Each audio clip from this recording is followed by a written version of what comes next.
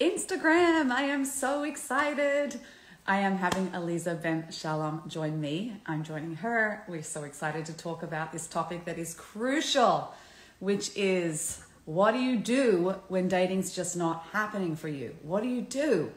And I'm just so pumped because it's probably one of the most common questions and the most common issues that I deal with hundreds and hundreds of singles.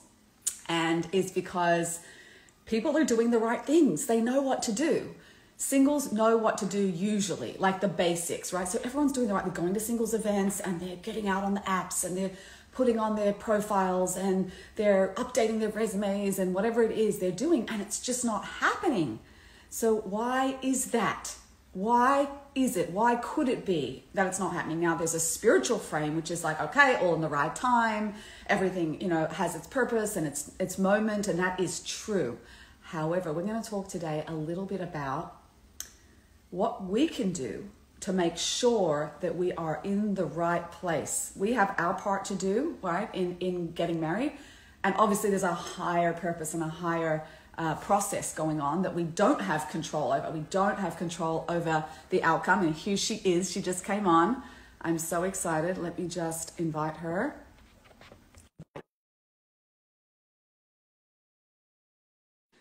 There we go.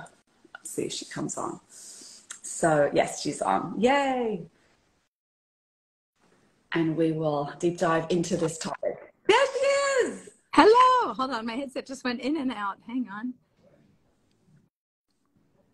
What happened? We can hear you. I know you can hear me, but I wanted you like in your ear. Oh, there you are. There you go. Is that good? Yeah. Awesome. I think that's great. Hi. How are you? Long time no see. I'm just like So dizzy watching you go around the world every single day, a different city. It's like, how can you do that? It's amazing. Amazing, amazing, amazing. Anyway, listen, this is the most important topic. I feel like within the dating is the most important topic, but inside of that, there's so many singles, Aleeza, that are doing their best and they know a lot of these great wisdom and advice that you and everyone else gives them, and it's not happening. Right. So I just was introducing that topic to everyone that this is so crucial because this is the thing I get asked the most. Right. I don't know about you. I'd love to hear what you get asked. But like everyone's like, I'm doing everything I can. Right. I'm doing everything right. And why is it still not happening? So before we do that, do you want to take a few steps back and talk about how we know each other and like our connection and all that good stuff? Bottom line. I jump in like, come on, okay, let's get to it. But yes, you're totally right. No, I'm all bottom line. I'm totally the same. So I didn't know how we met. We met years and years ago. I know. It's okay. I'm sorry to say, but I think it's because you were single. And there was a guy that was maybe from the Philadelphia area. We started talking. I don't want to give out a name. You set me up on a date in, was it Israel or New York? Something like that. But I think it was before that. I think it started. Right. I don't even know if it's before that. I mean, I knew about you and somehow we got connected. Of course, dating, relationship, I'm sure had something to do with it. And See, Aleeza was even my matchmaker at one point, guys. So we're in a lot of the same networks, and we do a lot for the Jewish world and education and outreach and inspire. And we both had a similar journey. We came to Judaism later in life, or as a Baal Tshuva. Exactly.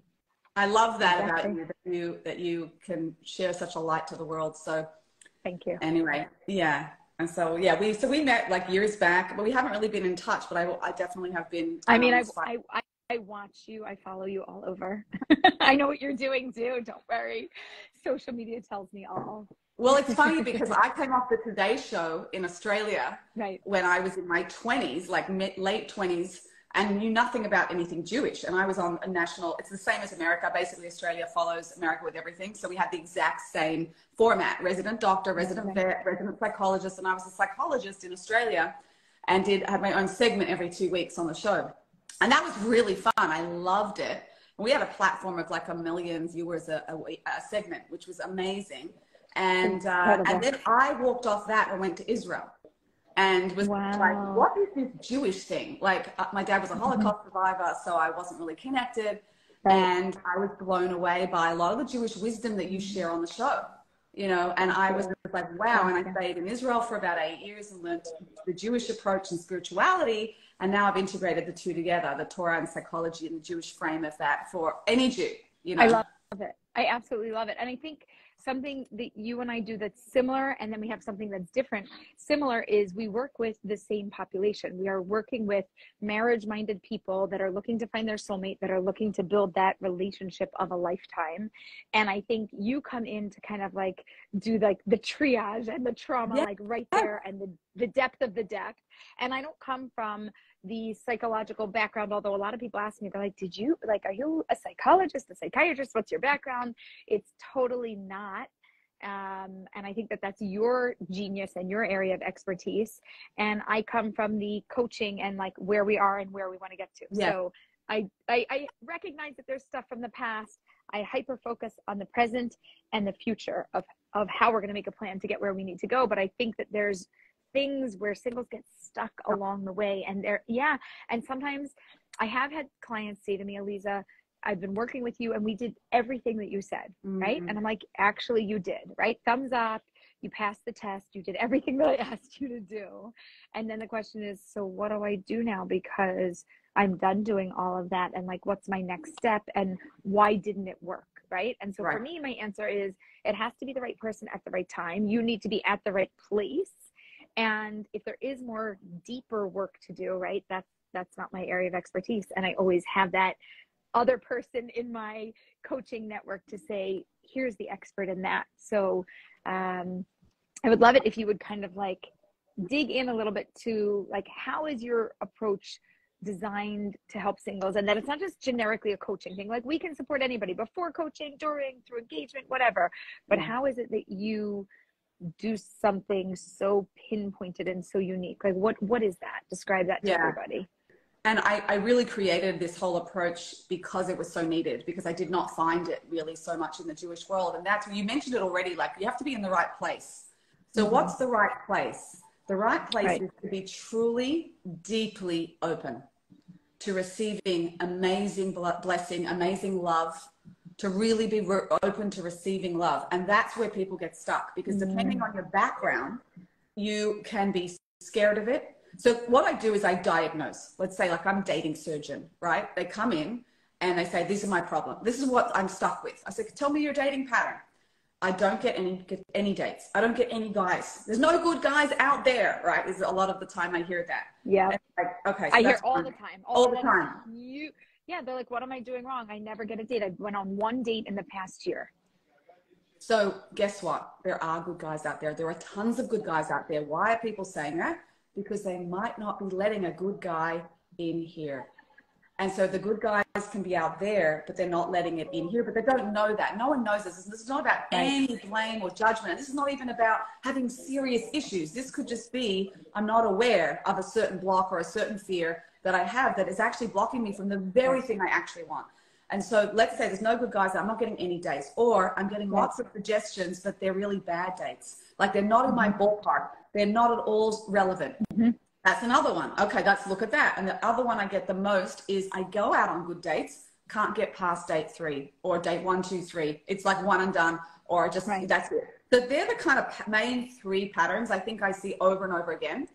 And then I go, oh, that's interesting. And you say that, okay, great, amazing. Same stuff. So as you know, like, we don't see things the way they are. We see things the way we are. We have a lens inside of us, and we look out to the world with this lens. And we think it's about the world out there, but it's really about us. And, you know, from a bigger picture, as you know, I go through the, well, you're here for a reason. You're here for a purpose. You're here to make yourself more whole in general. That's my background as a psychologist and a Jewish teacher, outreach teacher, you know, Torah teacher. So what is it about you that's being mirrored back to you for you to work on? Because I really believe that people, and this is another thing I can't stand being a single. I got married, guys, in my 40s. I went through hell. So I went through this journey myself, and I understand it from the inside, which is also why I went into this area of singles specifically, because I made a deal with God, and I said, if you get me married, I'll help singles. And little did Okay, I wait, know. I like that deal. And anybody else that helps to get married, if they make that deal, then you come and work for us. Yeah, exactly. I love that deal. High five. Yeah, I love it. Fabulous. I love that deal. People are writing in, oh my gosh, you guys together. This is brilliant. We love you too. Yeah, exactly. Thank you. Thank you. Thanks so much. So I got married late in life, and I understand the pain and the journey. And people don't realize that we're meant to really work on ourselves. We're single by design, not by punishment. We're single by design, not because people feel like, what's wrong with me? The reason I got into this full time was that I did a class once with Saw You at Sinai, different dating site. Yeah. And I just called it, there's nothing wrong with you. And 180 singles showed up without much advertising. And I was like, okay, halfway through, everyone's turning off their camera. I'm like, oh, they're bored. They're checking email. No. 30 people, 40 people respond afterwards. I'm so sorry. I turned my camera off. I was bawling because no one speaks to. I feel like there's something wrong with me. I'm broken somehow. I can't get married. And I was like, oh my gosh, this is such a need. No, there is nothing wrong with you. Yes, you may need to work on stuff, but there's nothing wrong intrinsically with you. You have to. You and I are so much on the same page. There's nothing wrong with you, but let's fix the situation or what's going on around it so that, like you said, you can receive so that something or somebody can come into you. Right. So what I do, I'm so glad we're on the same page because the journey of being single develops your greatness. That's what I noticed, right? So don't worry, everyone. Like, it's very unusual to get married in your 40s.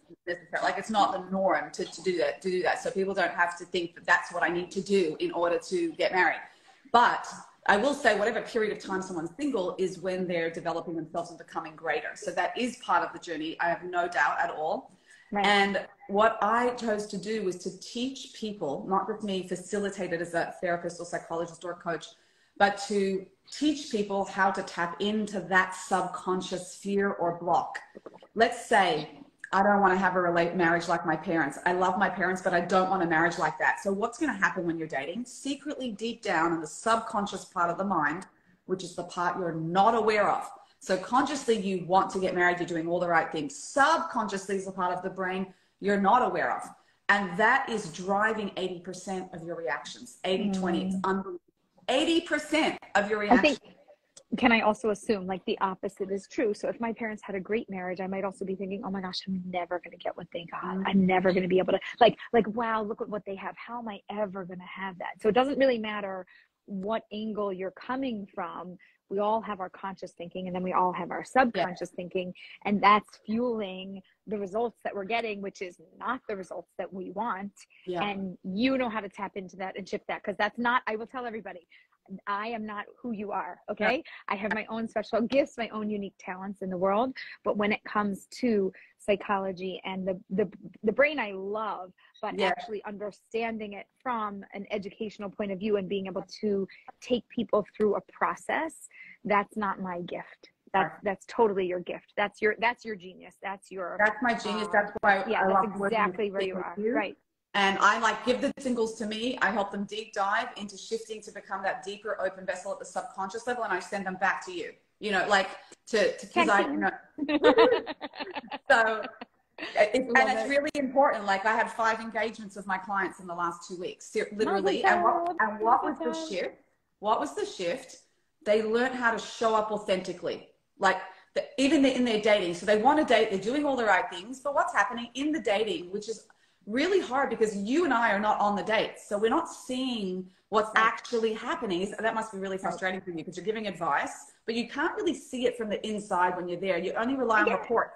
I get the play-by-play, but you know who tells you the real play-by-play, because if you get it from one side and the other side and they're identical stories, then we know. But still, it's about the deep dive and how do we deal with that. I can help people with what I'm going to call a technical success, like let's try like this instead of that. But when you're talking about the subconscious and going deep within, to me, like you said, like you're like a surgeon, you're going in, you're fixing what's not working, and then they come out and then boom, on a date, they are present, they are real, they are with it. And all of a sudden something very different happens. And I think the truth is that I had that shift in terms of who I am and what I do, which is why when you see me on a show or doing what I'm doing, I'm authentic, I'm real, I'm with it, because I dug deep and I had the ability to do those things, but by training, that's not my training, right? I had to work on that myself, Right. but that's my expertise. Just to clarify so that we know why you and I are doing this together, you go in and in that moment you tweak what's happening and then you send them back into the dating pool so that the rest can happen, right? And for me, finding the